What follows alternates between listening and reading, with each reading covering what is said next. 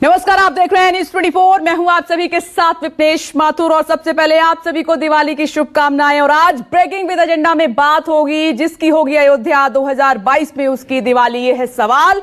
और अयोध्या में इस बार की दिवाली चुनावों वाली है। यूपी विधानसभा चुनाव में अब कुछ वक्त ही बचा है। हर राजनीतिक पार्टी अपनी जोर आजमाइश में जुटी हुई है। हर बड़ा नेता इस बार राम की शरण में गया है और ऐसे में ये दिवाली कुछ ज्यादा ही खास होने वाली है। ये देखिए तस्वीरें, अयोध्या में श्री राम के आगमन की खुशी में 12 लाख दियों से पूरी राम नगरी को रोशन किया जाएगा। बड़ा उत्सव किया जा रहा है, बड़ी तैयारियां, भव्य तैयारियां। दीपोत्सव इस बार फिर से एक नया वर्ल्ड रिकॉर्ड बनाने जा रहा है। राम की पर 9 लाख मिट्टी के दिए जलाए जाएंगे, जबकि अयोध्या मठ मंदिरों को भी जोड़ दें तो कुल 12 लाख दिए अयोध्या में जलाए जाएंगे। अयोध्या जगमग होगी। शाम 6 बजे दीपोत्सव कार्यक्रम का आयोजन होगा जिसमें यूपी के सीएम योगी आदित्यनाथ भी शामिल होंगे, खास तौर पर पहुंचेंगे और इस खास मौके पर कई झांकियां भी निकाली जाएंगी। और जो सबसे ज्यादा राम भक्तों का ध्यान खींचेगी और वो है लेजर शो। ये लाइटें सरयू के किनारे लेजर शो के जरिए रामायण की झलकियां दिखाई जाएंगी जो कि बेहद खूबसूरत दिखने वाली हैं। अयोध्या के इस भव्य आयोजन में हिस्सा लेने के लिए Guinness book of world record की टीम को भी इनवाइट किया गया है, आमंत्रित किया गया है। सीएम योगी ने सभी को दिवाली की बधाई दी है। दीपावली का यह पर्व अनेक प्रकार से हमारे लिए आनंददायक है, शुभदायक है, मंगलदायक है। इस अवसर पर पूरे प्रदेश वासियों से मेरी अपील है, अयोध्या का दीपोत्सव का आयोजन आज देश और दुनिया का एक महत्वपूर्ण आयोजन हो चुका है। अयोध्या में इस वर्ष दीपोत्सव पर 9 लाख दीपक प्रज्वलित होंगे। ये 9 लाख उन घरों का प्रतीक है जिन्हें प्रधानमंत्री आवास योजना शहरी में गृह प्रवेश अब तक कराया जा चुका है। हमारा प्रयास होना चाहिए कि प्रदेश के अंदर हर व्यक्ति के घर में, हर वंचित, हर गरीब परिवार के घर में भी दीपावली का यह पर्व उत्साह और उमंग के साथ मनाया जा सकता है। मुख्यमंत्री योगी आदित्यनाथ को आप सुन रहे थे, सभी को शुभकामनाएं दी हैं। और ये खास क्यों है दीपोत्सव, इस पर हम चर्चा करेंगे। खास मेहमान हमारे साथ जुड़ गए हैं, साथ ही मेरे सहयोगी राजीव रंजन अयोध्या से मौजूद हैं और साथ ही मानस श्रीवास्तव भी अयोध्या से ही हमारे साथ जुड़ गए हैं। हर एक तस्वीर हम आपको दिखाएंगे और कैसी तैयारियां की गई हैं वो भी आपको दिखाएंगे। कुछ तस्वीरें मिलनी शुरू भी हो गई हैं। साथ ही खास मेहमान बीजेपी प्रवक्ता मनीष शुक्ला जी इस वक्त हमारे साथ मौजूद हैं, टीवी स्क्रीन पर आपको नजर आ रहे हैं। आपका स्वागत है। सैफ खान जी हमारे साथ जुड़ गए हैं, कांग्रेस प्रवक्ता हैं, आपका भी बहुत बहुत स्वागत है। साथ ही आशुतोष वर्मा जी हमारे साथ मौजूद हैं, प्रवक्ता समाजवादी पार्टी, आपका भी बहुत बहुत स्वागत है। लेकिन सबसे पहले राजीव, आपके पास आते हुए दिवाली की शुभकामनाएं। और सवाल यह है, अयोध्या में है तो वहां पर जो तैयारियां हैं वो तो आप देख ही रहे हैं, लेकिन सवाल छोटा है बट बड़ा है, महत्वपूर्ण है कि इस बार यह अयोध्या सभी पार्टियों के लिए इतनी महत्वपूर्ण क्यों बनी हुई है।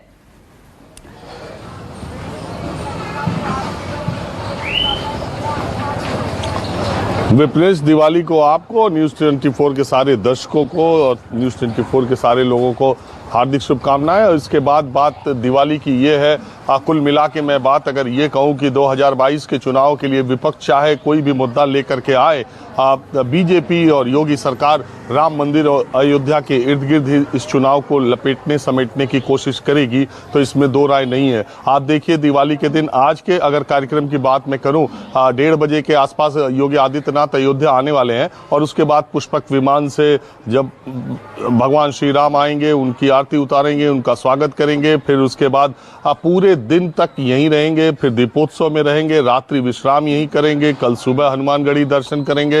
ये सारा कार्यक्रम हो रहा है और आप जानती हैं कि इस तरह के इवेंट का किस तरीके से मैनेज किया जाता है, किस तरीके से इसको हाईलाइट किया जाता है बीजेपी की तरफ से, सरकार की तरफ से, इसकी पूरी तैयारी है। दरअसल आप बात 2022 की करने वाले हैं, जब 2022 के चुनाव की चर्चा करने वाले हैं तो आज अयोध्या में उत्तर प्रदेश सरकार 2047 का विजन डॉक्यूमेंट अयोध्या का दिखाने वाला है कि आज के 25 सालों के बाद अयोध्या कैसी हो जाएगी। 1200 एकड़ में एक शहर नया बसाया जाएगा, उसमें होटल, रेस्टोरेंट और श्री राम एयरपोर्ट की बात होगी, इंटरनेशनल एयरपोर्ट उसको बनाने की बात होगी। दरअसल अयोध्या को अगले 25 साल के बाद, यानी 1947 में भारत आजाद हुआ था, 2047 में भारत का सबसे अच्छा तीर्थ और पर्यटन की दृष्टि से जो शहर होगा, जिसको मिनी भारत के रूप में बसाया जा सकेगा, उसका एक विजन डॉक्यूमेंट भी दिखाने की बात है आज, जिसको 10,000 लोग देखेंगे। दूसरी बात है कि इस विजन डॉक्यूमेंट के पीछे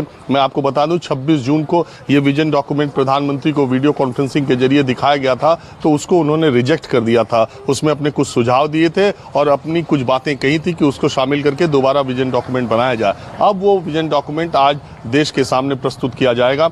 इसकी पूरी तैयारी, उसमें बहुत सारी चीजें हैं, मैं उसकी बात नहीं कर रहा हूं। दरअसल ये 2047 का सपना दिखाया जाएगा 2022 के इलेक्शन के लिए।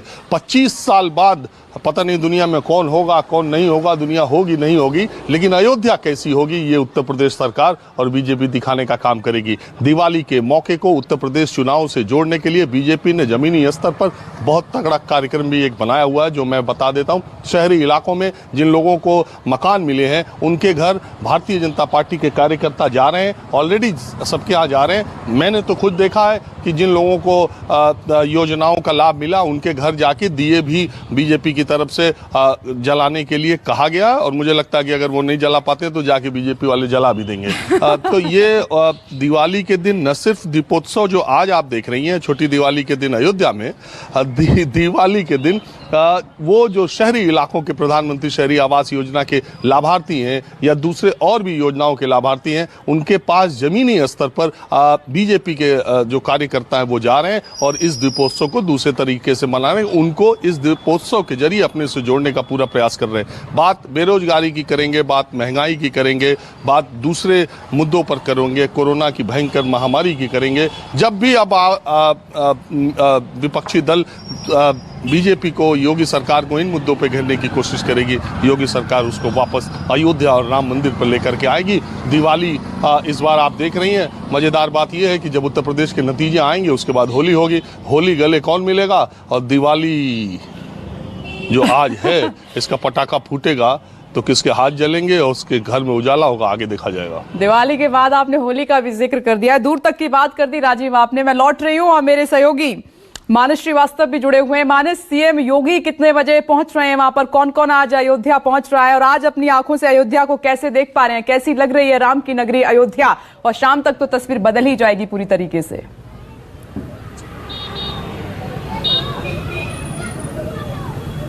देखिए, अयोध्या में आज सुबह से ही कार्यक्रम लगे हुए हैं। देखिए, 5 दिन का ये दीपोत्सव होता है, लेकिन आज का दिन है सबसे महत्वपूर्ण होता है। आज छोटी दिवाली है और आज ही जो है वो दीपोत्सव का कार्यक्रम होगा। एक साथ राम की पैड़ी पर 9 लाख दिए जलाए जाएंगे, जो अपने आप में एक विश्व कीर्तिमान स्थापित करेगा। पूरी अयोध्या में 12 लाख दिए जलाए जाएंगे, जो अपने आप में एक दूसरा कीर्तिमान स्थापित करेगा। तो तैयारियां आज सुबह से बहुत है। आज सुबह मैं अभी जब आ रहा था तो मैं देख रहा था कि जगह जगह झांकियां लगी हुई हैं, लोग सड़कों पर आ गए हैं और बड़े ही मनोरम दृश्य हैं, जिसको देखने के लिए सिर्फ अयोध्या के लोग ही नहीं, बहुत दूर दूर से लोग आए हुए हैं। आज की सुबह अयोध्या के लिए वैसे भी बेहद खास रही। कर पौराणिक इतिहास की बात करें, भगवान राम के आगमन से पहले अयोध्या के वासी किस तरीके से भगवान राम के आने का इंतजार करते हैं, उनके स्वागत में वो दीपक जलाते हैं, रोशनी करते हैं। तो आज की सुबह अयोध्या के लिए हमेशा से ही खास रही है। लेकिन जब से उत्तर प्रदेश में बीजेपी की सरकार आई है तो इसमें तो कोई दो राय नहीं है कि दीपोत्सव का एक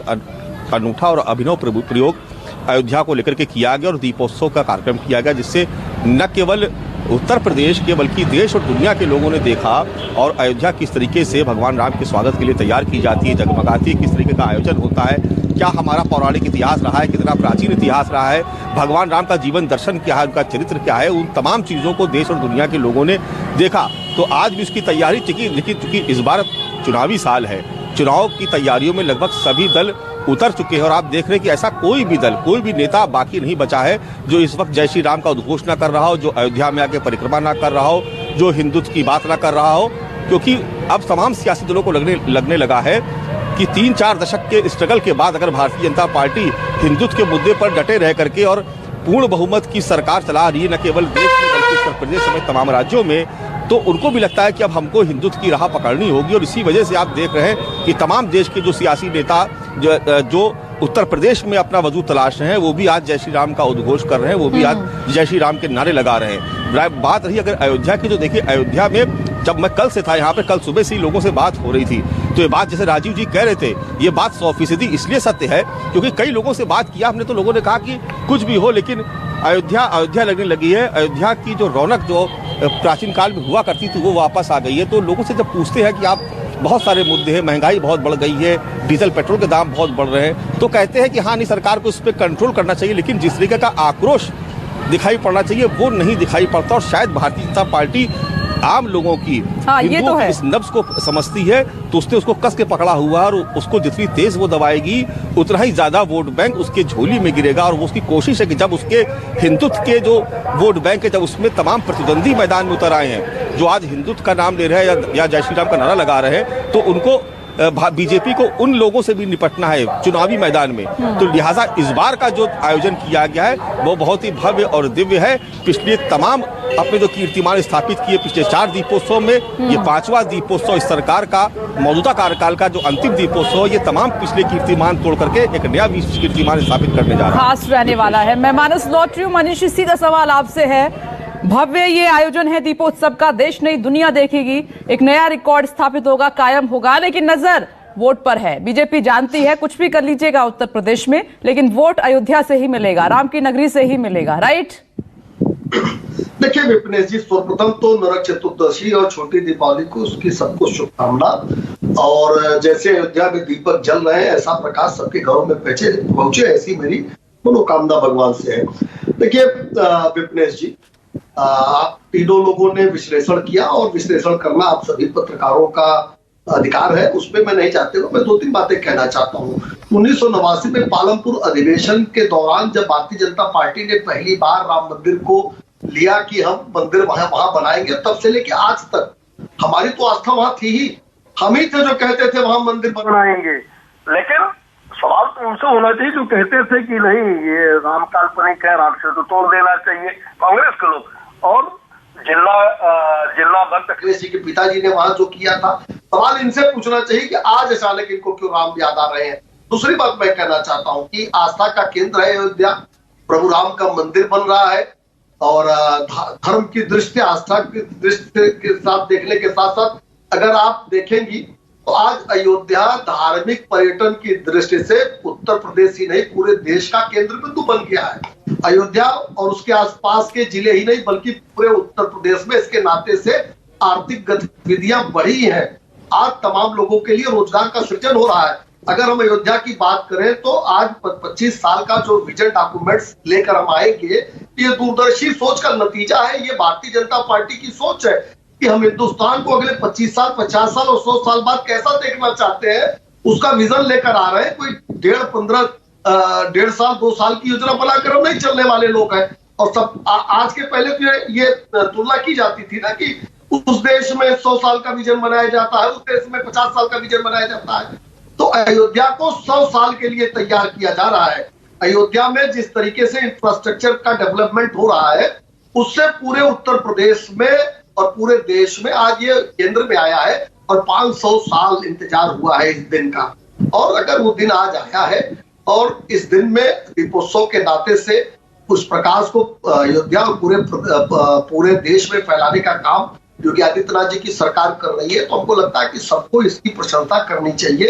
अगर अयोध्या का नाम विश्व पटल पर सामने आ रहा है, जो भी उत्तर प्रदेश का वासी है, जो भी अयोध्या का वासी है, जिसकी भी आस्था प्रभु राम में है, दीपोत्सव में है, तमाम इस तरह के आयोजनों में है, तो उसको इससे प्रसन्न होना चाहिए। और जिस तरीके की योजनाएं अयोध्या में बनाई जा रही है आने वाले 100 साल के लिए, अगर हम ध्यान दें तो 20,000 करोड़ का प्रोजेक्ट तो अकेले अयोध्या डेवलपमेंट अथॉरिटी लेकर आया है। साथ ही साथ जो सीवर सिस्टम है, जो वाटर सिस्टम है, जो नई अयोध्या बनाई जा रही है, उसके लिए भूमिका ग्रहण किया गया है। एक अयोध्या आज केंद्र बिंदु में आएगा देश के। चलिए ठीक है, ये कोशिश है, लेकिन कहा जा रहा है कि बीजेपी अयोध्या के जरिए अगले 25 साल का विजन डॉक्यूमेंट अपना तैयार कर रही है। डॉक्टर आशुतोष वर्मा, आपके पास आ रही हूँ। अयोध्या के लोग ये कह रहे हैं, जब न्यूज 24 ने, राजीव ने, मेरे सहयोगी और मानस ने पूछा सवाल महंगाई को लेकर और भी कई जो तमाम समस्याएं उनको लेकर, तो लोग कह रहे हैं कि वो कम हो जाएगा धीरे धीरे। लेकिन आज खुशी ये है कि अयोध्या बदल गई है, पहले जैसी अयोध्या हो गई है जो प्राचीन नगरी देखा करते थे। धन्यवाद विनेश जी। और न्यूज़ 24 और आप सबको दीपावली की हार्दिक शुभकामनाएं। आपने बहुत अच्छी बात करी और मनीष शुक्ला जी ने बहुत बड़ी बड़ी बातें करी, जैसा कि भारतीय जनता पार्टी के प्रवक्ता और वहां सिखाया जाता है। विजन डॉक्यूमेंट की बात कर रहे हैं मनीष भाई, ये आपका संकल्प पत्र है। कभी खोल के देखा आपने 5 सालों में? कभी एक बार भी देखा? इस पन्ने को पलट लीजिएगा एक बार, आपकी और आपकी असलियत यहीं छिपी हुई है। ये चीज सब कुछ सही है और दियाओं का रिकॉर्ड बनाइए, विश्व रिकॉर्ड बनाइए, लेकिन उत्तर प्रदेश में आज की तारीख में 30,000 लोग सरकारी आंकड़ों के मुताबिक कोरोना से मौत हो चुकी है और वास्तविकता 4 गुनी ज्यादा है। अगर मैं 1 लाख से कम कहूं तो कोई अतिशयोक्ति नहीं होगी। ये उत्तर प्रदेश कैसे भूलेगा कि जब ऑक्सीजन की कमी से थमती हुई सांसें थी, जब एक पत्नी अपने पति को मुंह में सांस देते देते उसका साथ छोड़ के चला गया। हजारों की तादाद में मजदूर भाई जो दिल्ली से और महाराष्ट्र से पैदल चले आ रहे थे, उनके पैरों में पड़ी हुई बीमारियां और गंगा में तैरती हुई लाशें, ये उत्तर प्रदेश कैसे भूलेगा? ये मनीष शुक्ला जी से पूछिए कि लखनऊ में आज भी पेट्रोल 106 रुपए और डीजल 100 रुपए में बिक रहा है और जिस तेल से आप दिए जलाने जा रहे हैं वो 200 रुपए लीटर हो गया है। जिस गैस की बात हो, जिसको लेके मैं बैठा हुआ हूं और उज्ज्वला योजना की बात करते थे, वो 1000 रुपए का हो रहा है। आप कैसी बात करते हैं? आप कैसे खुशियां मना सकते हैं जिस प्रदेश में लाखों की लाशें, लाखों की तादाद में लाशें तैर गई हैं और आप खुशियां मना रहे हैं? ये है आपका दोहरा चरित्र। आपको सोचना चाहिए कि एक बार कम से कम उन लोगों से भी मिल ले जिनके लिए आपने मुआवजे की बात करी थी। एक व्यक्ति उत्तर प्रदेश में बता दीजिए जिसको आपने मुआवजा दिया हो, जिसको आपने धाड़स बनाया हो कि हाँ गलती हो गई। ये वो मुख्यमंत्री है जो कहता है कि अगस्त में बच्चे मर जाते हैं। ये वो मुख्यमंत्री है जिसको देखने के लिए मनीष गुप्ता जाता है कि क्या हुआ गोरखपुर में, उसकी पुलिस मार देती है, ठोक के मार देती है। और आप दिए जलाने की बात कर रहे हैं। ठीक है गालिब, अपने आप को खुश रखने का तरीका अच्छा है, रख लीजिए, लेकिन अभी 5 महीने पहले इसी अयोध्या ने दिया था डॉक्टर आशुतोष, आपको याद होगा, उन्होंने कहा कि समाजवादी पार्टी के नेता नए नए कपड़े पहन के बाहर आ रहे हैं। जब कोरोना काल था तब वो घरों से भी नहीं निकले। इस पर मैं जवाब आपसे लूंगी, चर्चा को हम आगे बढ़ाएंगे। एक छोटा सा मैं ब्रेक ले रही हूं और ब्रेक के बाद सैफ जी आपके पास आ रही हूं, आपसे होगा सीधा सवाल। नमस्कार, मैं हूं मानक गुप्ता। अगर आपको हमारा ये वीडियो पसंद आया हो तो इसे लाइक और शेयर जरूर करें और हां, हमें सब्सक्राइब और फॉलो करना ना भूलें ताकि आप देश और दुनिया की कोई खबर मिस ना करें। तो जुड़े रहिए हमारे साथ और देखते रहिए न्यूज़ 24।